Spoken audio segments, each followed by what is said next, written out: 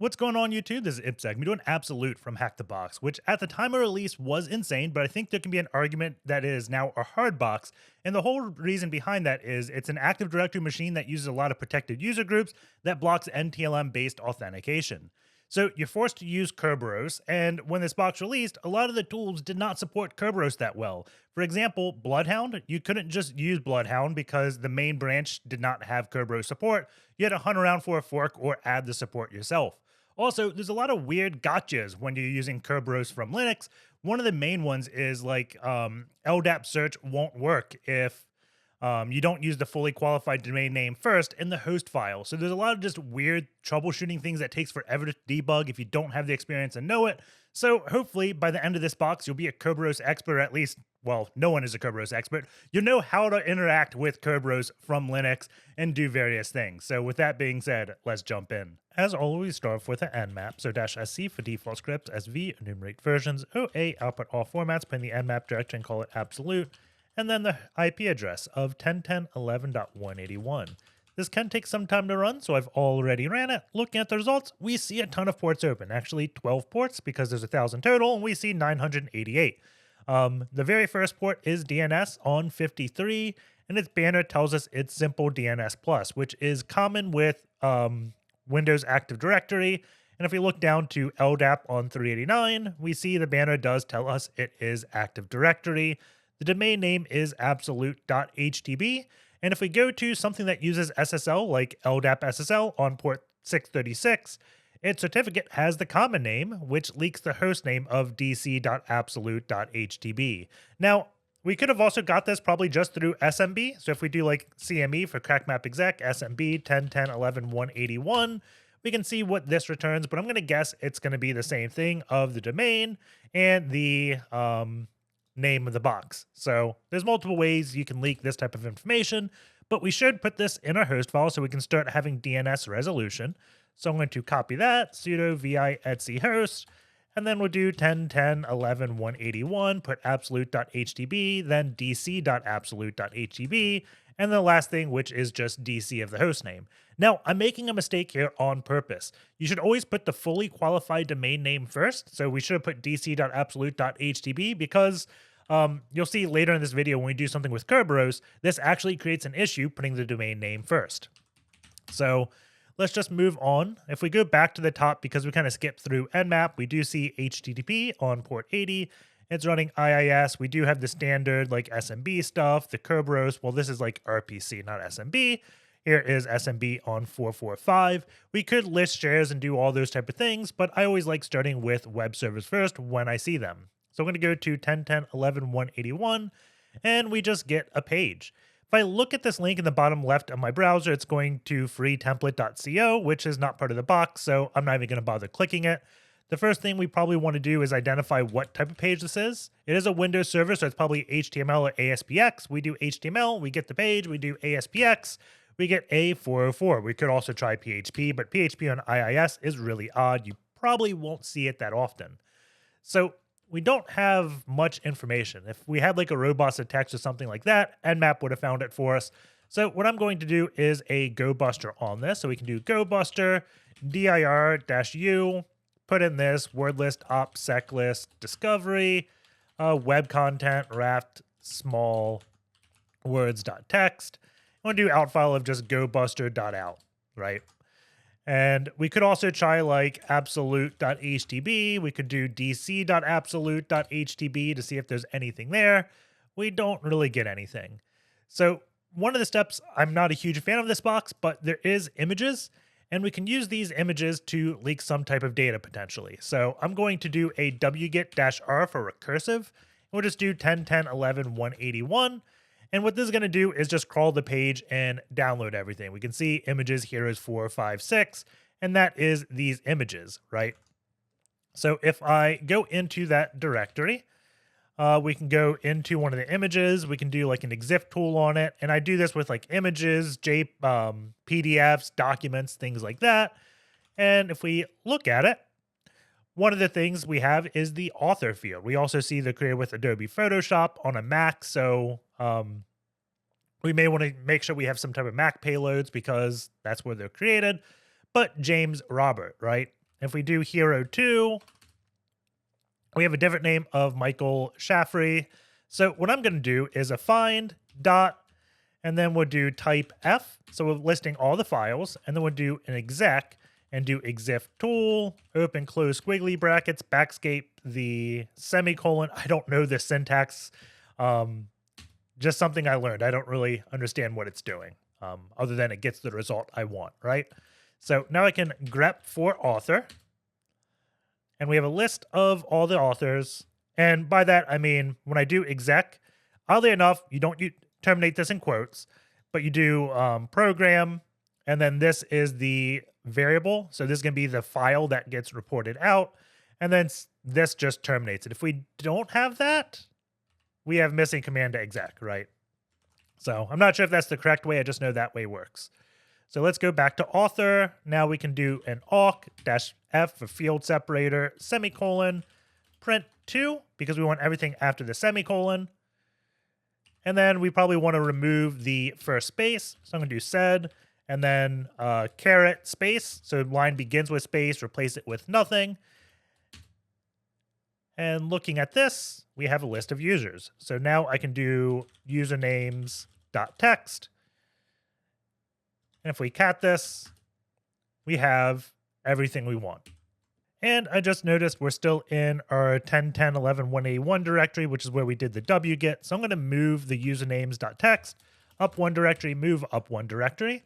And then we're going to go GitHub Username Anarchy to download this application, which will help us translate the usernames, which is like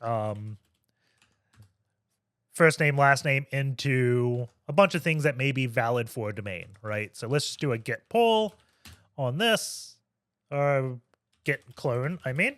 There we go. Cloning into it, we can do Ruby, username, anarchy, and then username-anarchy, and see the syntax. It also had some examples. So I'm going to look at test names 2.text, and it looks like it wants first name, last name. So it's like a CSV format. So let's fix up our usernames. So v username dot text, and we can do first name, comma, last name. And then let's take all the spaces, replace them with commas, and save that. Okay. So now if I do username anarchy, we could do -L to list formats and see exactly how we can format something, right? So the first thing we're going to do is -I, which is the file, usernames.text, and then the format.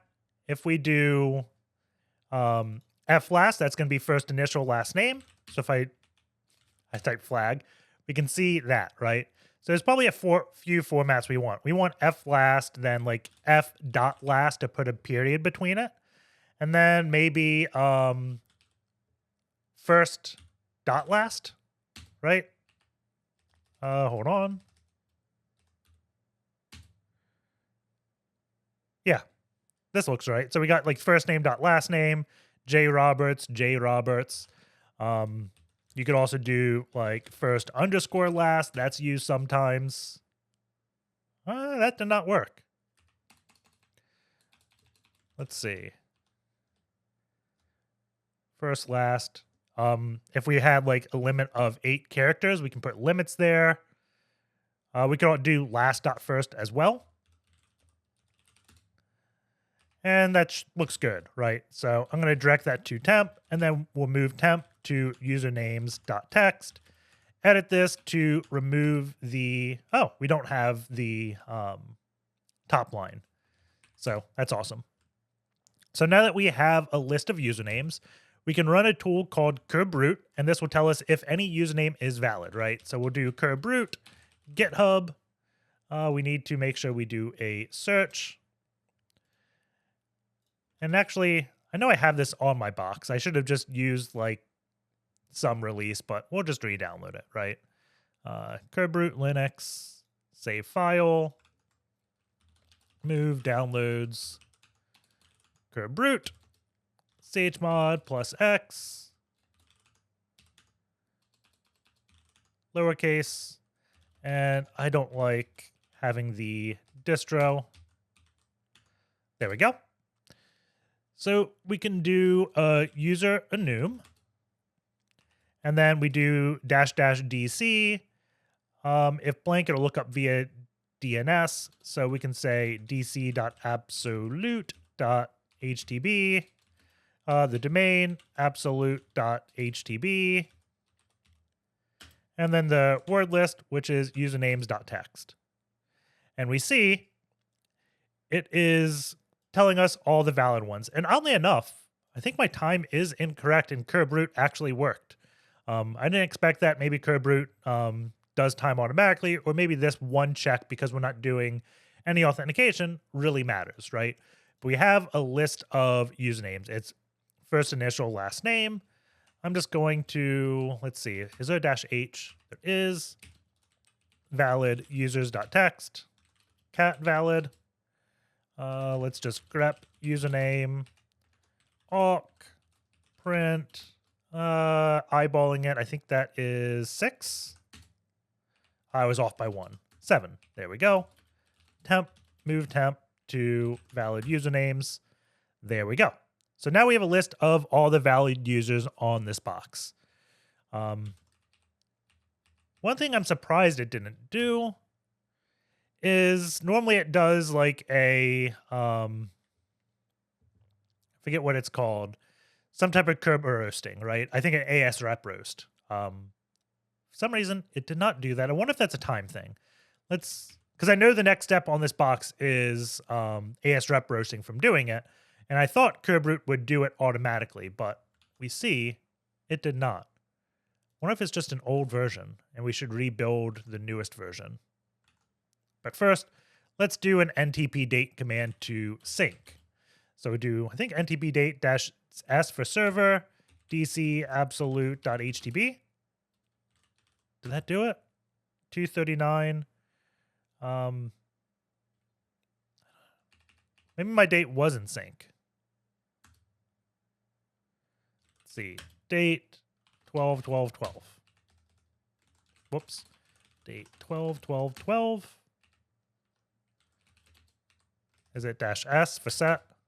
There we go. Now I know my time is way off. It still does valid users. NTP date. Did not fix that. Man, NTP date. Let's see.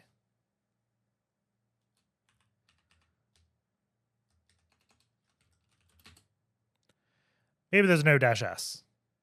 Either -s for server, but running sudo ntp date, it looks like we have now synced. My time doesn't say 12/12 anymore, which is good. We can run Kerbrute again. And we still don't get it. I just realized I overwrote my valid users file, so I'm fixing that. Let's see. What are Kerbrute commands? Brute user password spray. Let us rebuild. Let's get the latest. So that's a go. Git clone. cd Kerbrute go build. Is there like a dev branch? We could check that. Last build was 2020. Release is 2019.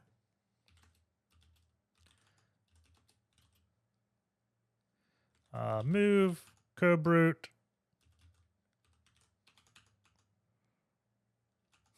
I typoed the name. That's funny. Kerbrute. So let's rerun this and see if it gets it. There we go. So the latest version of Kerbrute will dump this, right? So now we have an ASREP roast where we can crack this hash. So let's just go SSH to the Kraken and then cd hashcat v hashes. We'll call this absolute.asrep. Put it in /hashcat. That file -w for wordlist, opt wordlist, rocku.txt, and there's no -w. it should find the hash automatically through its auto identification, right? So it's going to initialize the devices, and now we have nothing cracked. We can do, let's see. I really thought it would crack. Let's do rules, inside pro, password pro.rule, and see if it cracks with this.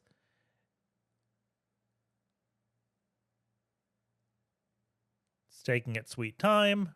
How long does this take? Should I have done best 64? Where is time estimate? Yeah, let's do best 64 because password pro is going to take longer than I expected. So best 64.rule. I want to say password pro has like 200 lines, and this is just 64 rules.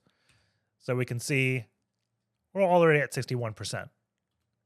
And it did not crack. Less hashes absolute.asrep. Are we missing something? D.Klay. Everything looks good. I do see 18 as the etype. Let's see what hashcat is cracking. Maybe the auto identification of this hash failed. Hash target 18. Oh, etype 23. So we're trying to crack the wrong hash. Let's see. /hashcat example hashes. Does this do it? grep etype. Let's see. We don't have a pre-auth. Oh, no, we do. 18 pre-auth. Maybe this is what we want. Let's figure out what this number is. And if not, then we may have to use a different tool to dump this. We can use Impacket, right? KRBPA. That's definitely not it. Let's see. Hashcat. Yeah, ASREP. So I think it's doing the OPSEC save thing and like requesting the AES encrypted version of the ticket. And I forget what is by default, maybe like triple des knowing Microsoft is what etype 23 is. Let's see. Kerberos etype 23. Does it tell us? 23 is RC4 HMAC and 18 is AES. So you can see that, right? And if you're doing like instant response, you can see all the tickets requested with RC4 HMAC because that shouldn't happen legitimately, especially if you have a group policy that says prefer higher encryption. So that's why Kerbrute is doing this, just because it's the OPSEC safe thing to do. But for some reason, my version of Hashcat isn't cracking it. Maybe there is a newer version that will. But yeah, there is a -- downgrade option. Let's try this. So we can do -- downgrade. And running this, let's see what we have. etype 23. This is what we want. So we can do v hashes absolute ASREP, remove the 18, put 23, and now we can try cracking this with just rawq. No need for rules, right? If I didn't get that working with Kerbrute, I would have used like Impackets. I think it's like get NP users or something like that. I bet if we went to ipsec.rocks and typed ASREP, we would see, yeah, get NP users to identify it. So we got the password of Dark Moon Sky 248 Girl. So let's exit vcreds.text, and we can say D.Klay Dark Moon Sky 248 Girl. So now let's validate this with crackmap exec. So we can do CME SMB 10.10.11.181 -u D.Klay -p. Let's just copy and paste this. Paste. And move this. We'll call this wget. Crackmap exec was thinking the IP address was a directory because the directory exists, right? And as soon as we try this, we also get status account restriction. So if we put a bad password here, we also get the same thing. So this is going to be either like some type of login hours. It could be a protected user account. There's a few things it could be. We could add a -K flag for Kerberos. And let's see. I wonder if... we added a password, right? So if we add the -K, it's telling us it is vulnerable to an ASREP Roast attack, but we just did not perform it. We do this with the correct password, and we can see we can authenticate. Now, the reason we couldn't authenticate here, but we can authenticate when we have the -K, is because the -K is doing Kerberos, and this is doing NTLM. And I can guess based upon this that either NTLM is disabled or that this is in a group called the protected user account, which prevents that account from using NTLM logins because the protected user is meant for like high privilege accounts. It just enforces a lot of native protections. If it's using NTLM, then of course you can do past the hash attacks and steal hashes and move around. Kerberos is a bit more resilient to those type of attacks. So now with this user, we should probably run Bloodhound. So I'm going to do opt bloodhound.py. And let's do, let's see, /bloodhound.py. Looks like it's working. So we'll do -K for Kerberos, -DC, dc.absolute.htb. Then we'll do, let's see, what else do we need? -NS, we can do 10.10.11.181. And there's a few other flags. We probably want -C, and I'm going to specify all for all collections. Domain, -D, absolute.htb. And we need to use a ticket, right? So we're just getting none type is not iterable, but that may be because we don't have a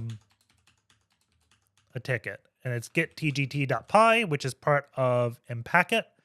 So we'll do this, and then absolute.htb/d.Klay. And then cat creds, let's get the password, Dark Moon Sky Girl. Like this. Paste it in. And then we can rerun Bloodhound, and we can say export, not export, KB5 CC name is equal to d.klay.cache. And we still get this. I wonder if I have a bad version of Impacket.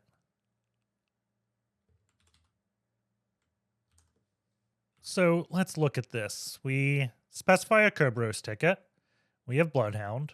We specify Kerberos mode. We give it the DC. Give it the name server, all collections, domain. Oh, we don't have a username. D.Klay, like this. And there we go. So now we're going to be dumping all the data for Bloodhound. While that dumps, we can go cd opt near for j bin, near for j community, bin, near for j console. And then we can also run Bloodhound. So cd opt Bloodhound like this, /Bloodhound. Let's make sure we have the dump. And right now everything is in bloodhound.py's directory. I'm going to move star.json to htb absolute. And let's move our d.Klay CC cache there as well.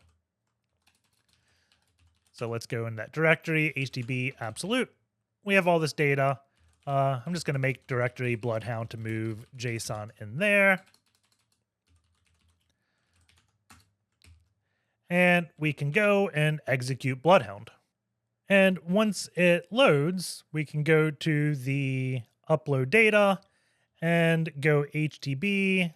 This box is absolute. Go in the Bloodhound directory and upload all our JSON files. And Since I've solved the box before, I know this isn't going to provide us immediate value, but this is always the step I perform when I get something on Active Directory, because even though this won't provide immediate value, and I say that because it shows us the attack path we'll use eventually, knowing the attack path we use eventually kind of guides us into what we want to do next, right? And of course, whenever you get Active Directory, you should always poke at it. So the first thing everyone's going to do is let's do like shortest path to domain admins. And we see pretty much everything standard. There's just one user that's a member of it, and that is administrator. So nothing really interesting here. We could do shortest path to high value targets.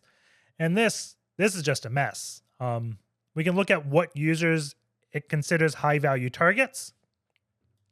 We see administrator right here.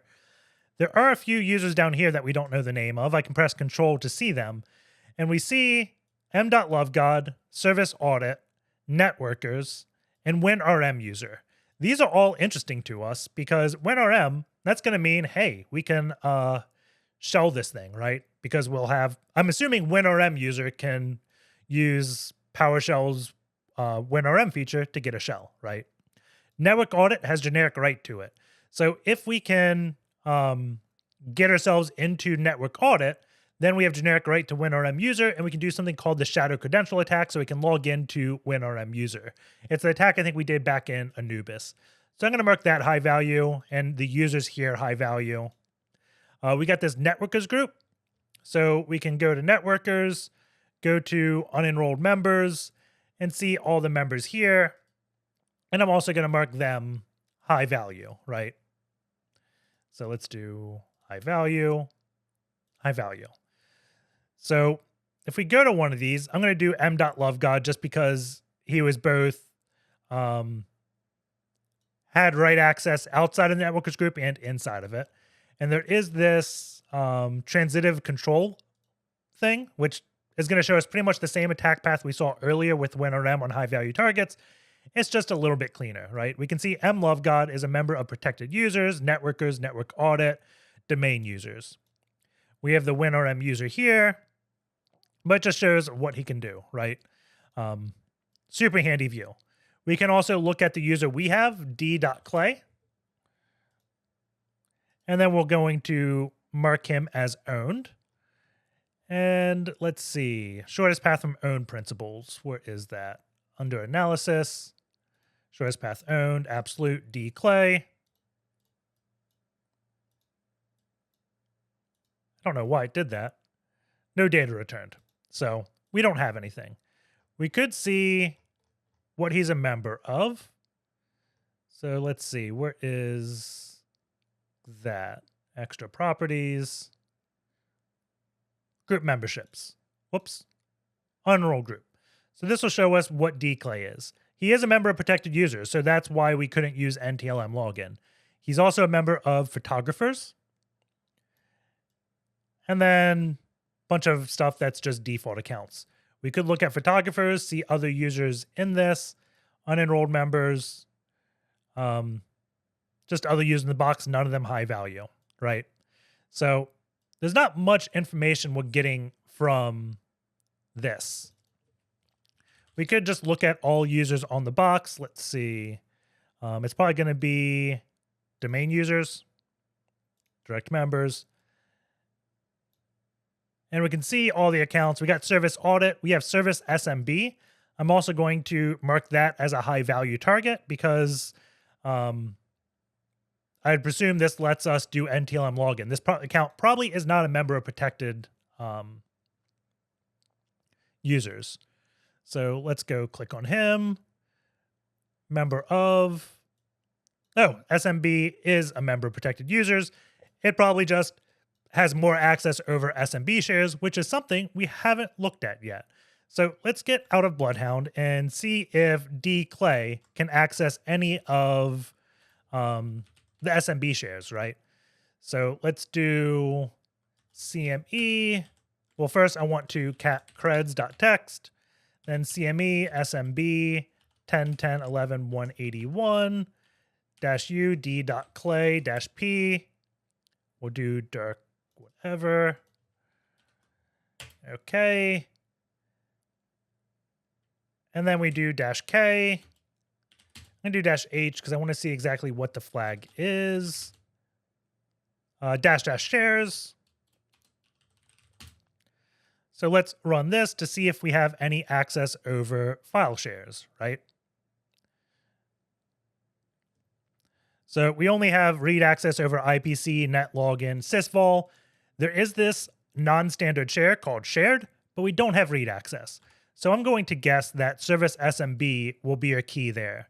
So let's do shortest path to service SMB, administrator, admin, account operator, admin. So there's no real short path to service SMB. If we clicked on it and looked through it, we can see in the description, I know this font's super small, we have a password there. But that's not how I would find this password for this. Let's do v creds. I'm just going to put it there. And I didn't even plan on showing you that in Bloodhound. It's just showing the path you can go looking at data, and then as you poke at things, something may stand out, right? The way I would generally look at this is if you go ipsec.rocks again, let's do Bloodhound JQ. This mainly parse Bloodhound data with JQ to create lists and stuff. Really handy video. I'm not just saying that because I made the video, but let's go into a Bloodhound. We can look at users. So if I cat this users JQ dot, we have a lot of JQ data, and it's pretty hard to make sense of it, right? But we do want to go into data, and I want to say it's properties as well. Yeah, we want to go into data, go to properties, because that's going to contain everything we see here, right? Admin account, whatever. So this is where Bloodhound is getting the data, but we just want to parse the data out, right? So let's see. We definitely want, I probably don't even want name, right? It's probably going to be like Sam account name. Is there that? Let's see. Yeah, I want Sam account name. Probably enabled. I think enabled is one of these. And description. So if we just get these fields from all users, so we can do that with JQ. So let's go back to our command, and we're going to do jq.data.properties to go into the properties for everything. This is just going to list properties for every user, right? And the ones we wanted, we can do another pipe and just type them, right? So I want Sam account name plus, we'll separate with, I guess, semicolons. And then plus dot enabled plus semicolon dot description. String WinRM user.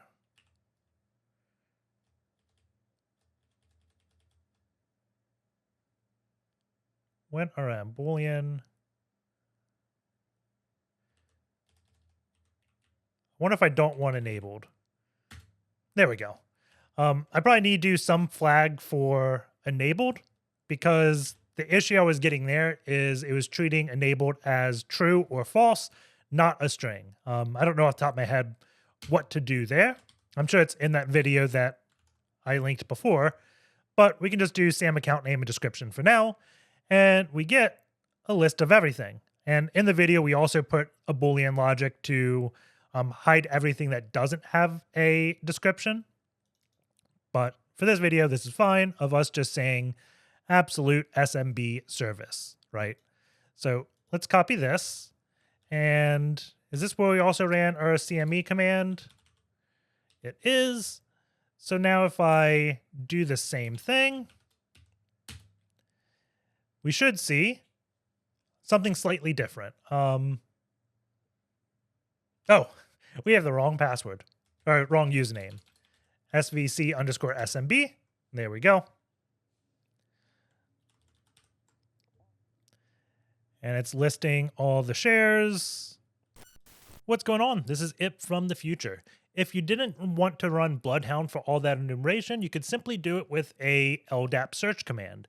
The main issue with this is going to be LdapSearch by default is going to want to use like NTLM based authentication. That's probably the wrong term, but we can't because of the protected user group, right? We have to force it to use Kerberos authentication. So I'm going to run a kinit. And right now, if I run klist, you can see I don't have any credentials here. So I'm going to do kinit d.Klay, and we're going to put this password in. And now, when I do an LdapSearch, and we take out this, which is the authentication piece, I'm going to do -y GSS API. We're going to get this error. And the error specifies server not found in Kerberos database, which is weird. It's not super descriptive. And the actual issue, if we go to etc host, so sudo v etc host, this is what I talked about earlier. We need to put dc.absolute.htb at the beginning of this. So now if I run this, it works. But why is this the case?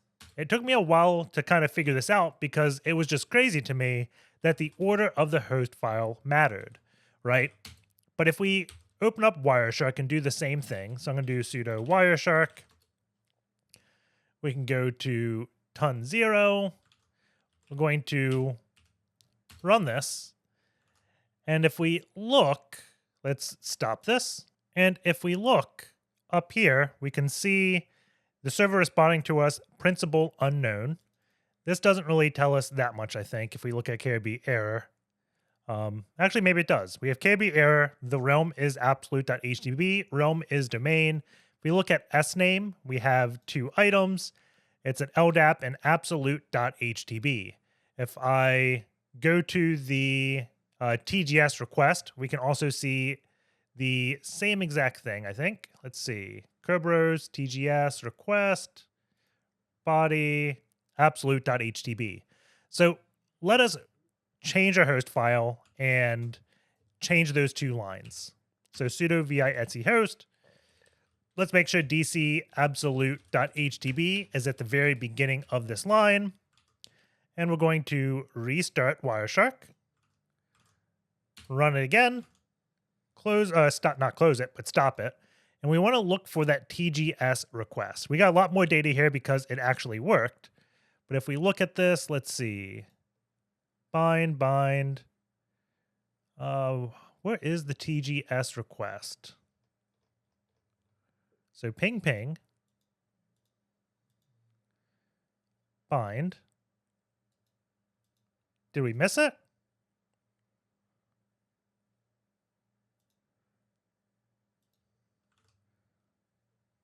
Let's try this again.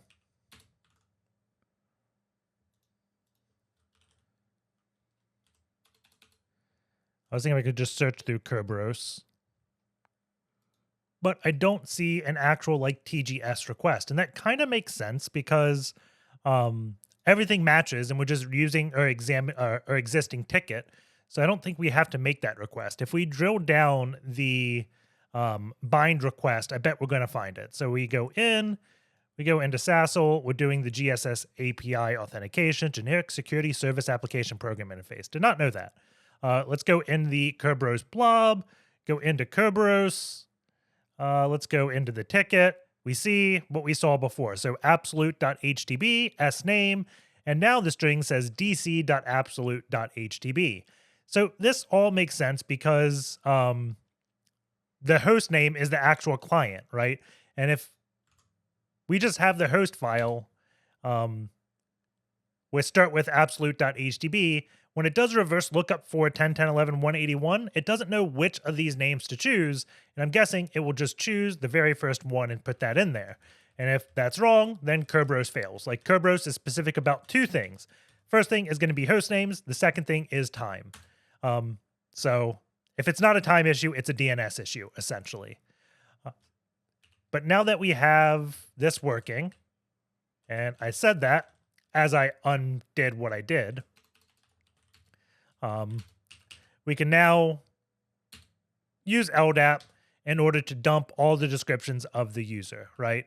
So what we're going to do is GSS API. Then we want -b. The CN is going to be users. And then DC is going to be absolute.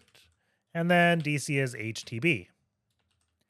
And then we want to extract user and description. And here we have a list of all the users and descriptions. If we go to, let's see, oh, we have it at the very top of our screen. We see absolute SMB service 123. So if you didn't want to use Bloodhound for whatever reason, you could also use LdapSearch. So hope you enjoyed this. Let's get back to the box. And we have read access to shared, right? So let's do SMBClient.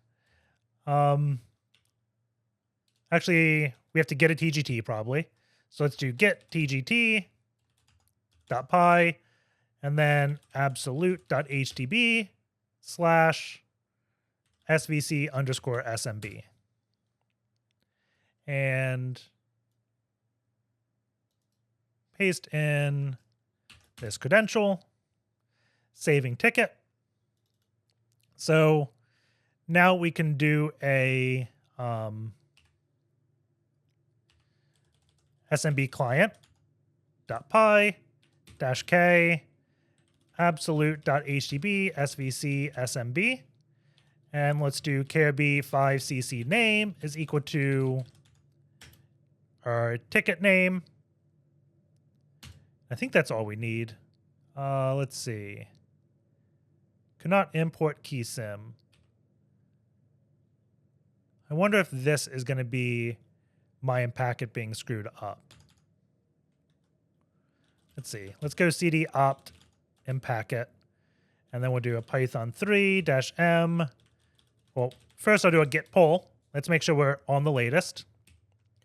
And then I'm going to create a virtual environment. So Python 3-m vm .env. I probably should call that .vm. Oh well. Let's just do source.env bin activate. And we can do a pip install dot. So we're going to install Impacket in this virtual environment, which is generally how I use Impacket whenever I'm doing things, just because I've always found Impacket in particular is very particular around its libraries it uses. So now we can redo this, but put a /SMBClient, and we'll also specify the path of svcsmb.cache, which is home ipsec htb absolute. And let's see, connection error. Ping absolute.htb. Let's do /SMBClient-h. We can add a -target IP 10.10.11.181. And where did I have this cache file?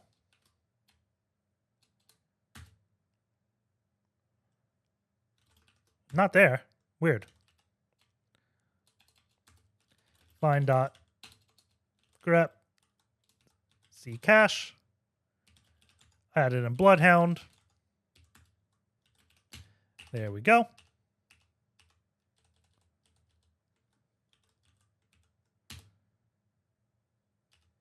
Index out of range.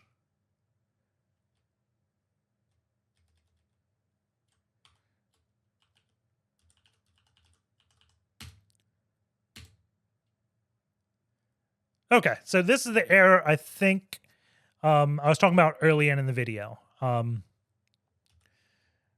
If I do dc.absolute.htb, oh, it works. Never mind. Let's try actually absolute.htb.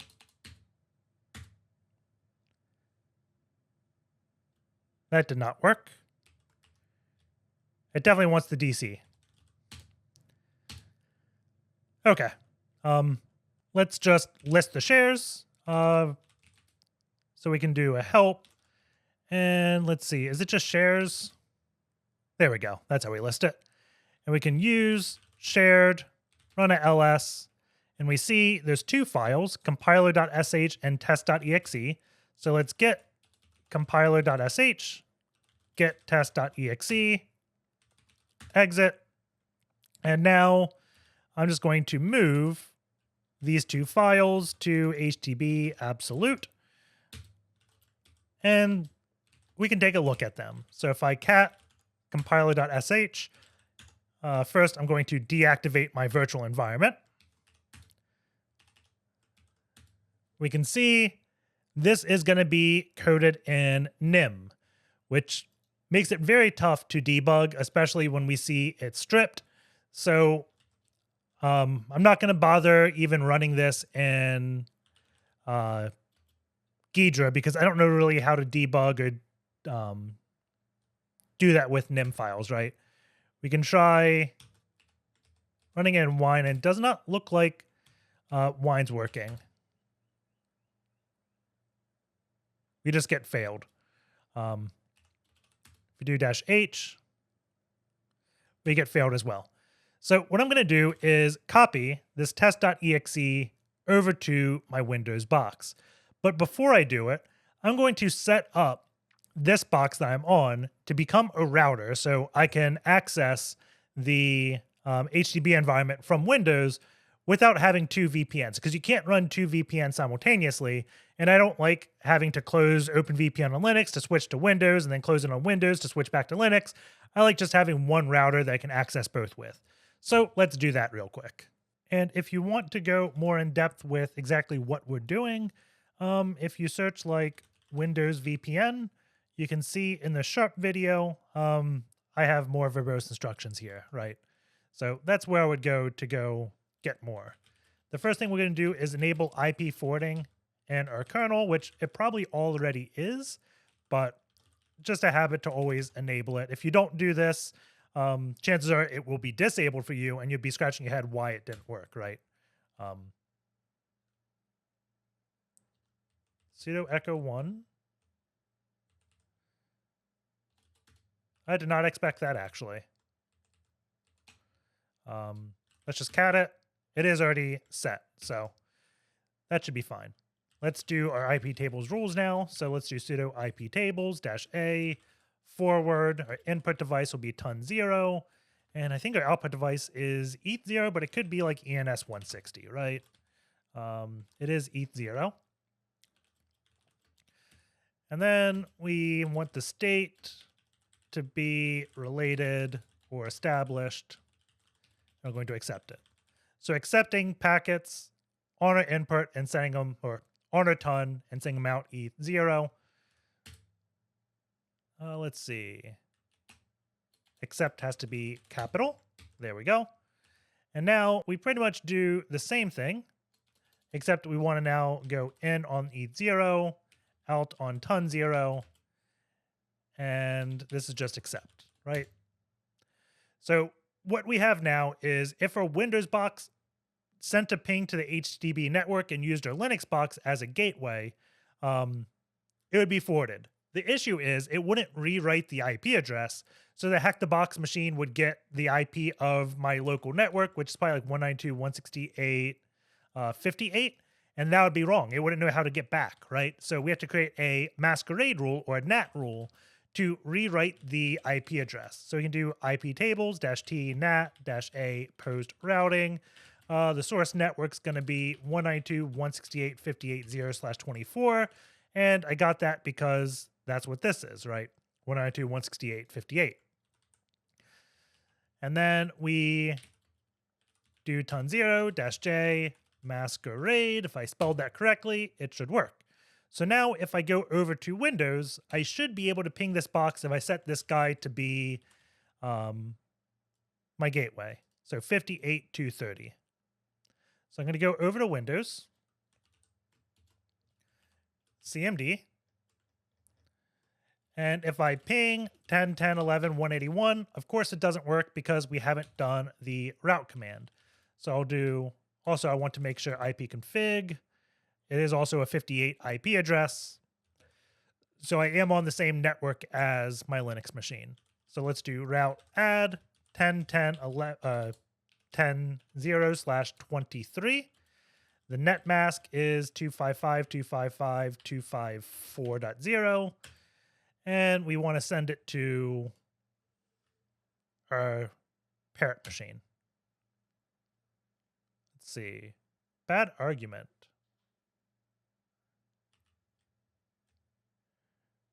Let's see. Route add. It's like a GW. Route add help. And it wants, oh, mask and then net mask. Doesn't want the word net mask. It wants the word mask. Let's go back up. We can get rid of GW, mask. Okay. So now when I go and ping, we can ping the box, right? I could even open up Firefox and we can show us browsing to the web page. I think Firefox is thinking. It's definitely not the fastest. So let's go 10, 10, 11, 181. And we get absolutes page. So the last thing we want to do is our DNS.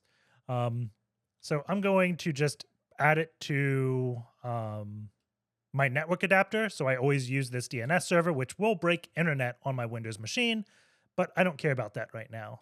We could do the host file, but typically when doing a domain controller, I always like just adding it for my network adapter, right? So if I go here, properties, IPv4, DNS, we'll do 10, 10, 11, 181, and alternate we can set as quad 8. Okay, ping absolute.htb, and we have DNS working on this as well. And I think since I do have the alternate, Google works as well, so I did not break internet. I was wrong about that. So I'm going to go back here and let's see if we can just copy this executable to my machine. So HTTP.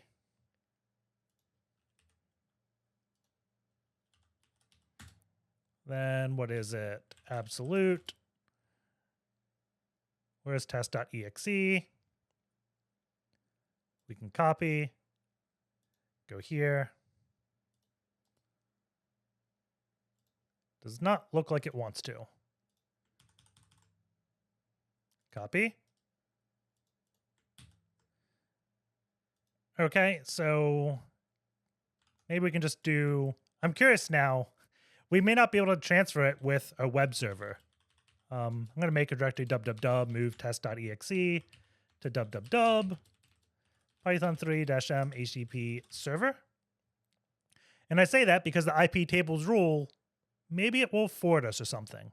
Let's see.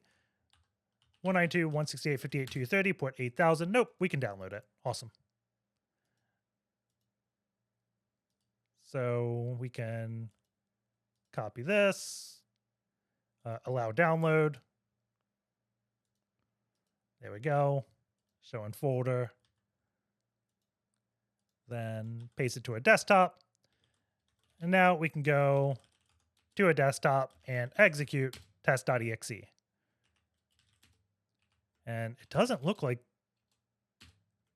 it's doing anything. Let's open up Wireshark. And let's see, remind me later. Ethernet 0 IP address is equal to 10.10.11.0/24. This should show us that info. If I execute test.exe, we do see it does make a LDAP query. This Wireshark is small. Is my Wireshark set on this better? Let's say open Wireshark.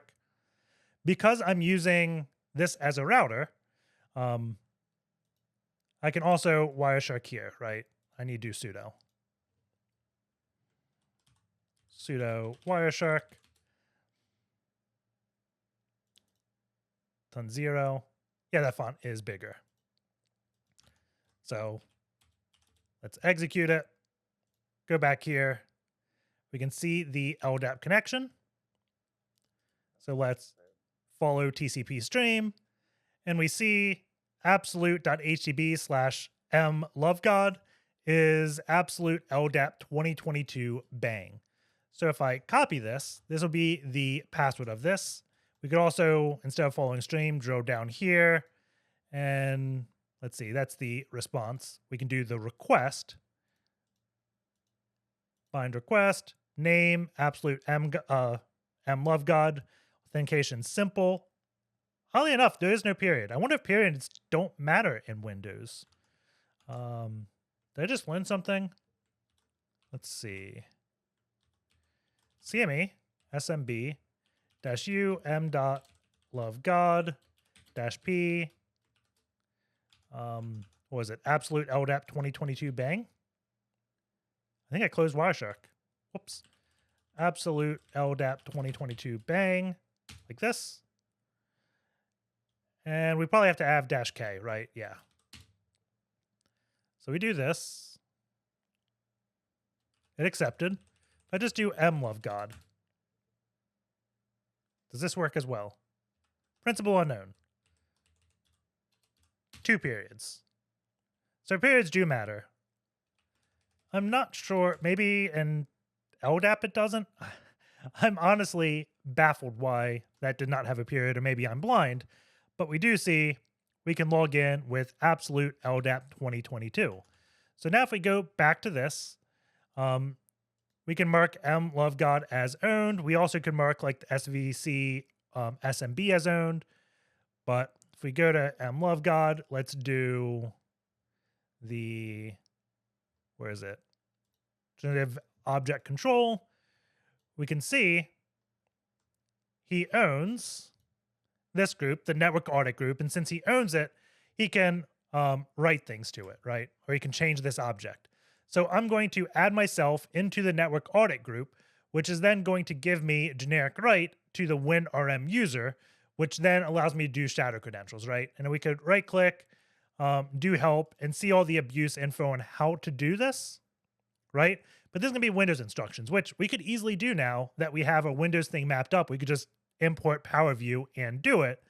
But let's do it all from Linux. It's a bit tougher from Linux because not everything you need, not all the tools are readily available to you to do it from Linux. So the first thing we have to do is add ourselves into this network audit group. So let us go back to absolute, and we're going to want to get a script called DaclEdit. And it's an Impacket script, but it's not part of the main Impacket repository. If we go opt Impacket examples and grep for Dacl, we don't have anything, right? So I'm going to search for DaclEdit. And I think the first result should be where it actually exists on GitHub. And if we go to the shutdown repo DaclEdit repository, we can get this, right? So I'm going to git clone Impacket-B for branch. And I think he called the branch DaclEdit. Yeah, the branch is right here. So this should clone it. And if I go into Impacket now, ls examples, grep Dacl, we have it. So let's do our Python VM to create one. So Python 3-m VM, and we'll do .venv just like we did before. And we can do source.venv bin activate, and then pip install period. And I think it's a pip3 actually. So we're going to install this version of Impacket in this virtual environment. And that's going to enable us to do the DaclEdit command. So if we do /DaclEdit.py-h, we have everything. And what we're going to want to do is, let's see, we want to do DaclEdit-k. I think there's a no pass option. Then we specify the DCIP. Let's see, there is a principal. So this is going to be the name we want. Action, we're going to want to write because we want to write the DACL. And I think this is just directory access list, right?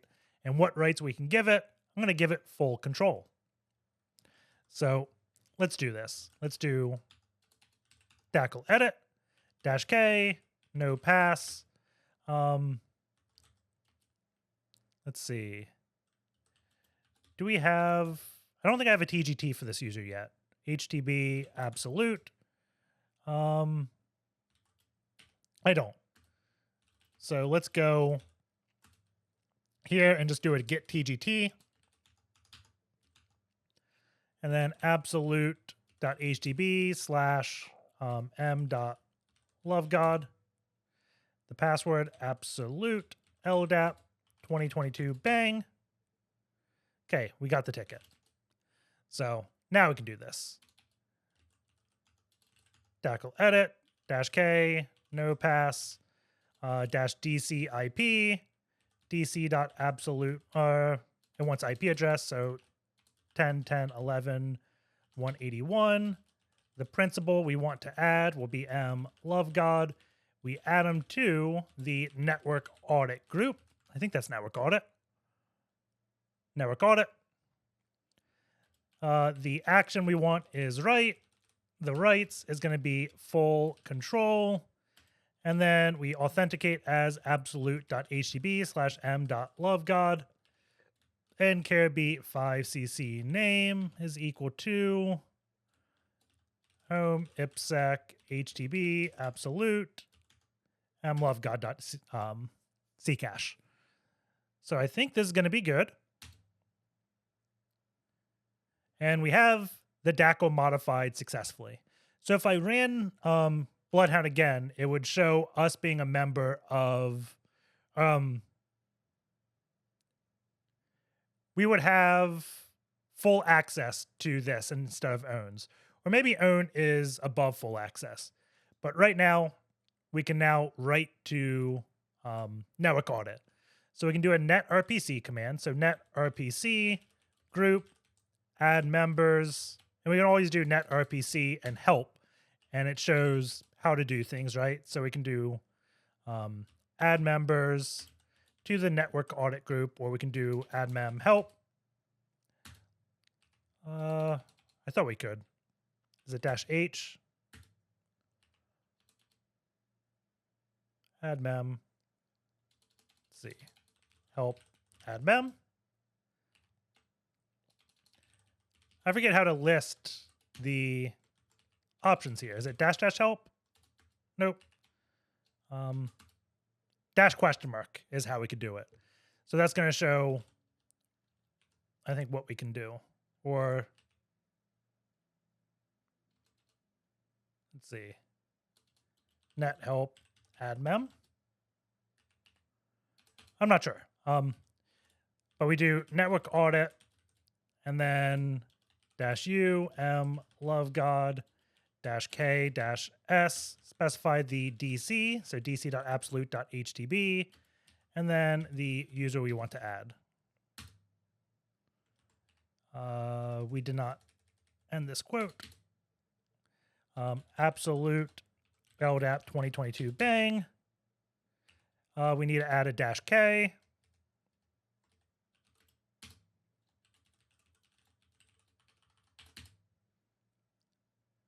Let's see. Could not contact server. Oh, so this one we're going to have to add, use the default editor Kerberos config. Most of Impacket scripts don't really pay attention to this, but native binaries will. And by native binary, I mean this is provided, the net command is provided by Samba.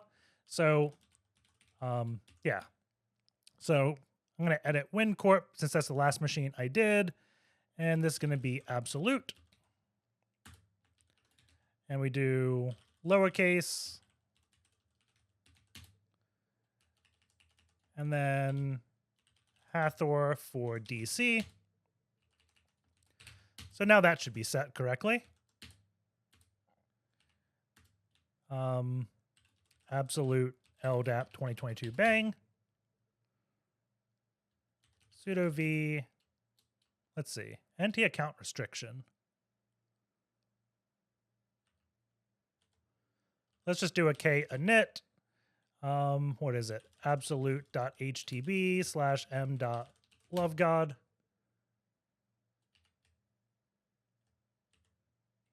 I wonder if we just do k init like this.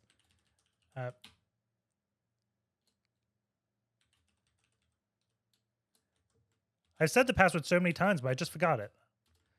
Cat creds. Do I have it? HTB absolute creds absolute LDAP 2022 bang. Absolute LDAP 2022 bang. There we go. So we have it. So let's try our RPC command again. Absolute LDAP 2022 bang. Cannot connect to server.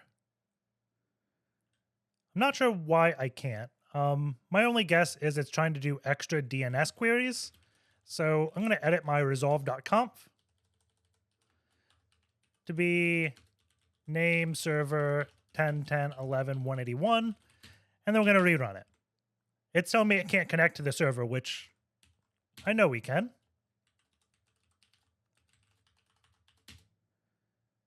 It's taking a little bit longer, so this is good news, I think. We got access denied. I'm guessing there's some automation now that just reverted the DaclEdit command, so I'm rerunning that one real quick. We'll do the thing again real quick as well. Give it some time, and it did not respond with anything. So this, I think, means that it worked. So I wonder if we can do a, is it list mem? So we got add mem. Let's see. Members. Okay. Let's see. -u m.lovegod.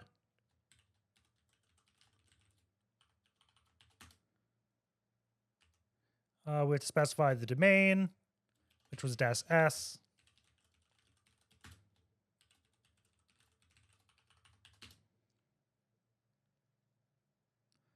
It's thinking, and we can see we are now a member of this group. So what we want to do really quick while we're still a member is get a new TGT. So I'm going to remove this. I'm going to run get TGT again. And the whole reason we do that is because part of your group members is in your ticket, right? So we wanted to get a new ticket with us being in that group. And now we can progress to the next step because we're now a member of Network Audit. So we have to abuse the generic right to WinRM user. And to do that, we're going to use a program called Certipy. When we did it before, I think I used like PyWhisker and stuff, but that's a more manual route. Certipy is a new program that came out that makes it a lot easier. So let's do that. Going back to GitHub, we can search GitHub Certipy, get the repository, and I probably have to edit my host file again. So sudo vi etc, and I say host, I'm at resolve.conf, because we changed the name server to be the DC so we can get that net RPC command working, right? So let's fix that so we have DNS on a box. Let's do Certipy GitHub. We can go download the tool, and there was 2 Certipys. Which one is the main one? Just going to both of these and look at the commits. March 28th, April 17th. Are these both the same thing?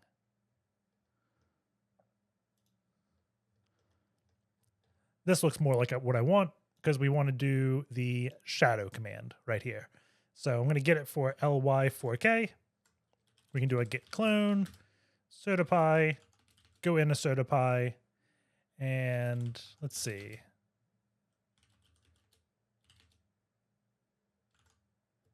How do we install this? We can just do pip. So maybe we don't even need to clone it. There we go. From pip, we can do certipy. And then we want to run shadow. So if we do certipy shadow-h, it'll give us all the parameters we want. I think there's an auto flag. So the key credential, we want auto. -k for Kerberos, no pass, -u, which is going to be the user we authenticate as. So absolute.htb/m.lovegod at dc.absolute.htb. DC IP is 10.10.11.181. The target is going to be DC absolute.htb.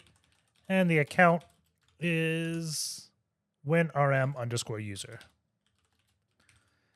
And then we want to do Kerb5cc name is equal to m.lovegod, or LoveGod.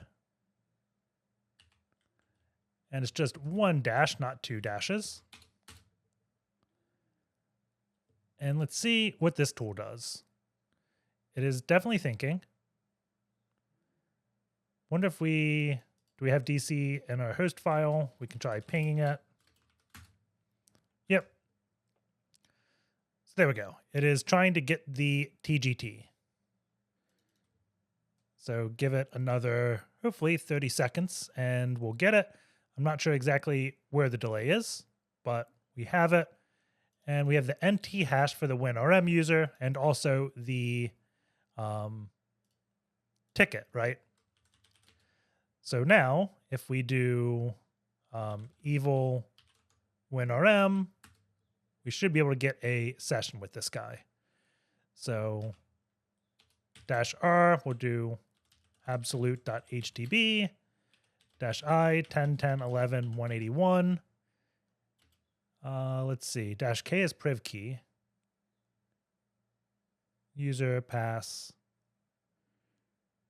Let's see. Kerb5cc name is equal to WinRM.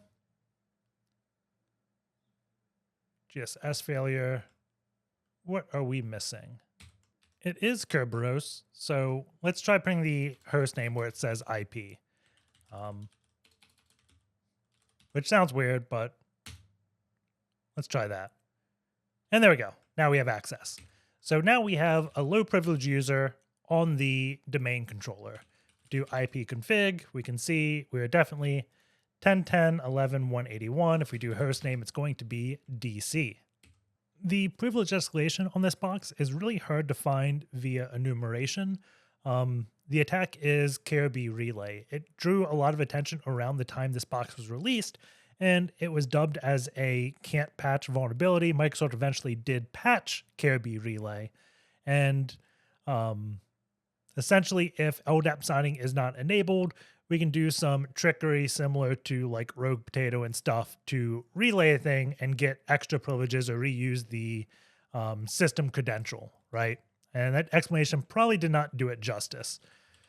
But it was a really cool attack, and I would dig much more in depth if it wasn't patched already, but chances of you getting a low privilege shell on a domain controller is relatively slim. Just because if you're on a domain controller, chances are you're an administrator.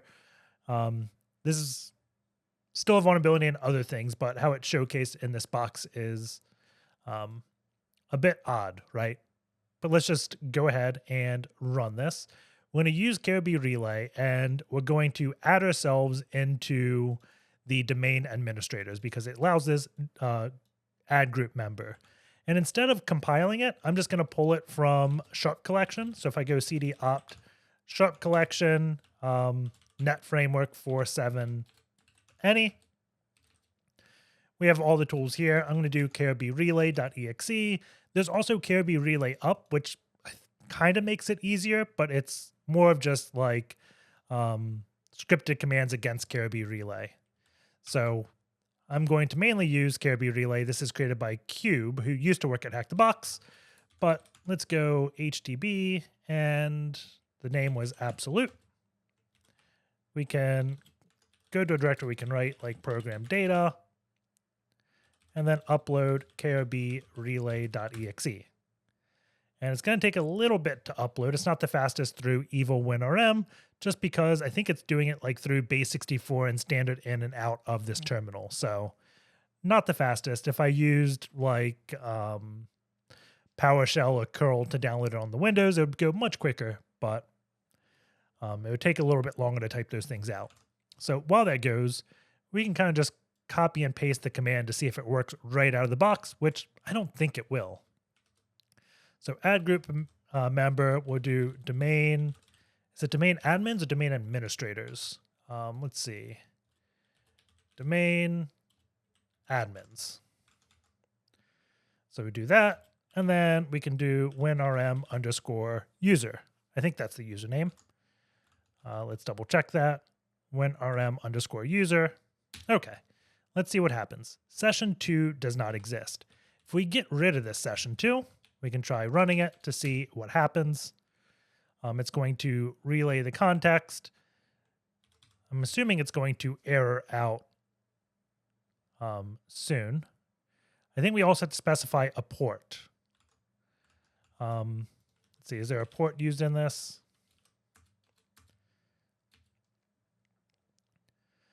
So in almost every example, check port is going to be 1024 or something like that.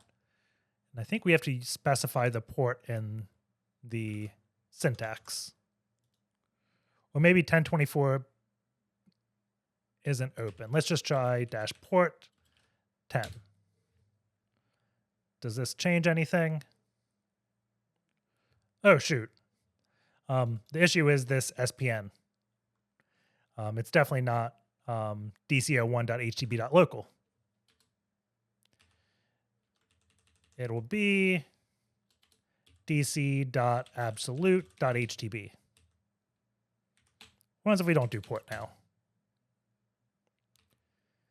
Okay, so we get a COM exception. The server process cannot be started because the configured identity is correct. Check username and password. So if you get this message, chances are it's going to be the port. If we do port 1024, which is what's on his GitHub, it errors out. But if you do almost every example, username and password.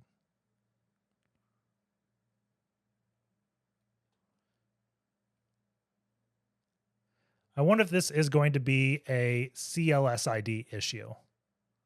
Let's try Googling this error and see if anything happens. So Kerby relay, paste this in.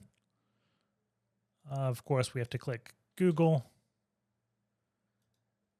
Go back to the page. Let's see, bad path to object. What is the next thing? Cannot be started. Has no enabled devices. That is not the issue we had. Let's copy, paste. This error message is not there. So maybe this is like the WinRM issue of it not storing credentials. So maybe it's not authenticating properly because it doesn't know what our username and password is because we authenticated with a certificate. So let's use a tool called run as CS. So if we cp run, is it not in here? Find grep-i run as. I don't think it's in here. Run as CS. We just used this on video not too long ago, and I did not have to compile it, so it's probably in release. That should be in Sharp collection. Copy link. Or we can just download this real quick. Save file. Okay. HTB. Absolute. Move. Downloads. Run as CS. Unzip. Run as CS. And we have the executable here. So let's upload it. And what this is going to allow us to do is create a session. So we can do run as cs.exe. And if we look at the man page or the README,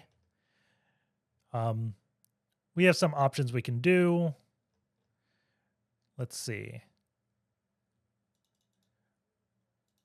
We're going to change the login type to be, I think 9 is what we want. Let's see, I'm trying to find where it has a list of all the logon types.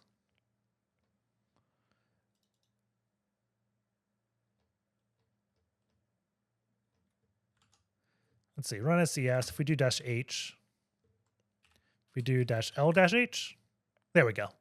So we'll probably just want new credentials for the logon type. This is going to be like a cmd or a run as/net only command. We don't have to have valid credentials, but we're doing this mainly just because I think it's a protected user. So we just want to put something there, right? So, oh, it's not protected user. If we did interactive, we'd have to have interactive login rights to the machine, and domain users don't have that to a DC. Same with network, right? Since we don't have the interactive group or rights, we can't do 2 or 3. We can do 9. Let's do a user that we know the password to. m.lovegod -d absolute HTB. And then the password was absolute LDAP 2022 bang. And then we want to run a command. So let's go up. And we will copy this.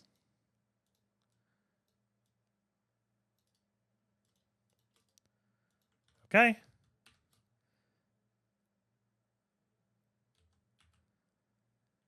And login type 2, I kept saying we want to change it to login type 9. Let's do 3. Does that work? Let's do -l9. Let's see, we still get some error message.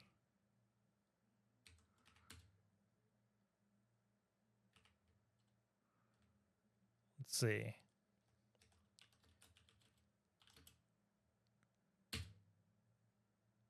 Let's try just swapping out the CLSID. So I'm going to take out the run as CS. Just going to do this, run it again. Okay. So I'm going to take this CLSID out. We're going to copy it so we can see where it was referenced. This is run as CS. Let's see. CLSIDs. Want to get down here. So this looks like it's a server 2019 one. I'm going to go down to server 2016 and we'll just try this one. So we'll paste this in. And we still get that. I'm going to, well, that's a different error. This is just access is denied. If we go back to our run as CS and do it again.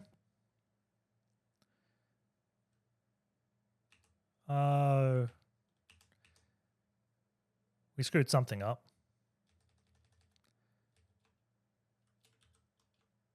This is what we want to do. There we go. Let's see. I think we have it now.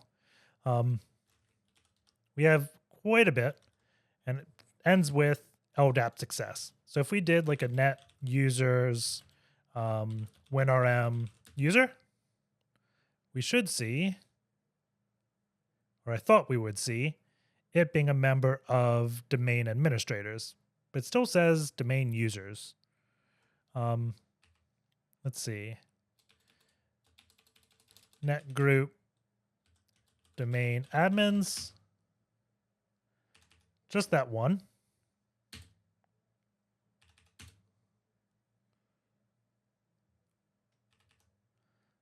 Let's see. Kerby relay, SPN. Oh, we don't have anything after the add. Domain admins, WinRM _ user.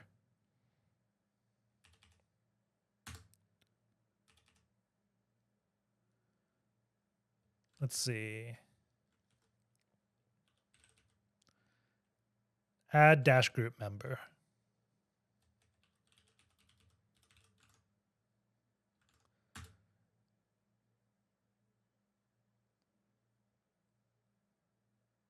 It says LDAP unwilling to perform. And we are definitely not a member.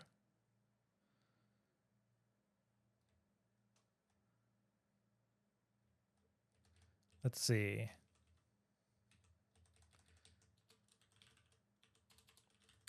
Domain administrators.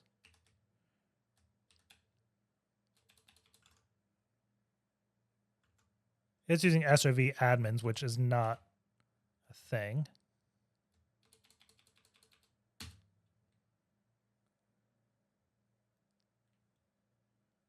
Let's see.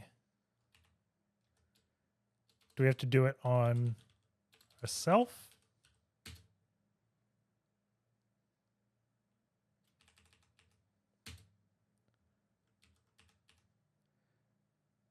I wonder if this CLSID is bad. Like, it may be authenticating, but whatever we're authenticating with, the service we're forwarding doesn't have permission to add us into the group. That would be my guess. Domain admins. Let's go back to WinRM _ user. So I'm going to change out the CLSID. Let's see. Let's just pick this one. We still get it.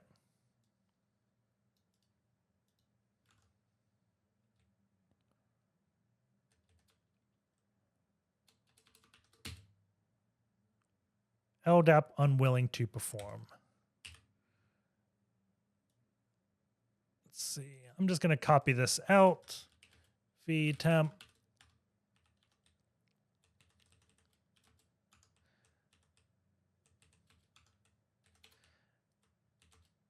It helps me visualize if I do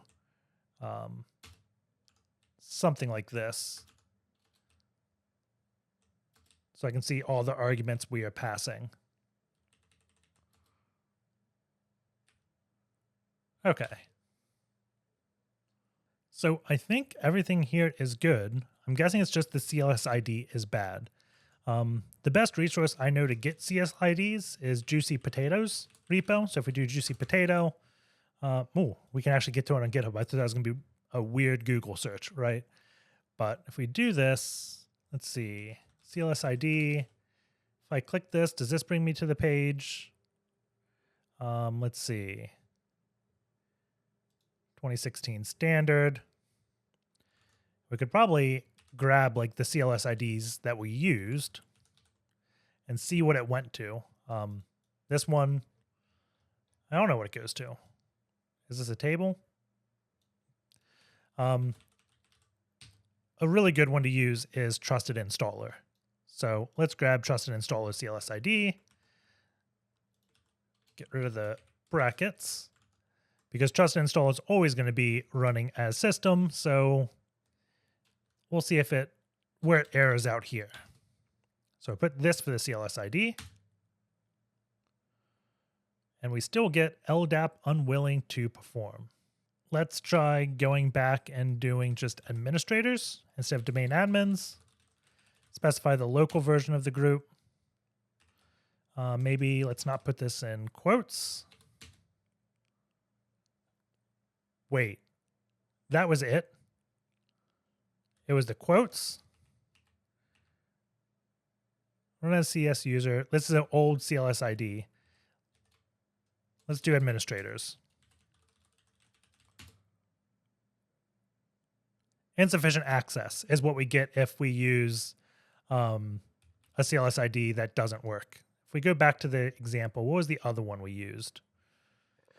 Let's see. That's Kerby relay. I want to say this is the first one we used, 028. I just want to see this for my own eyes. Will this one work? suddenly it hung. I wonder if this like killed our LDAP session or evil WinRM. Or I did not copy the whole thing. I did not copy the whole thing. Ends in 5. Insufficient access. So we need to use the TrustedInstaller's CLSID. And we also can't have quotes with this add group member. I wonder if we can do double quotes. If I put this one in single quotes, we'll run as CS is.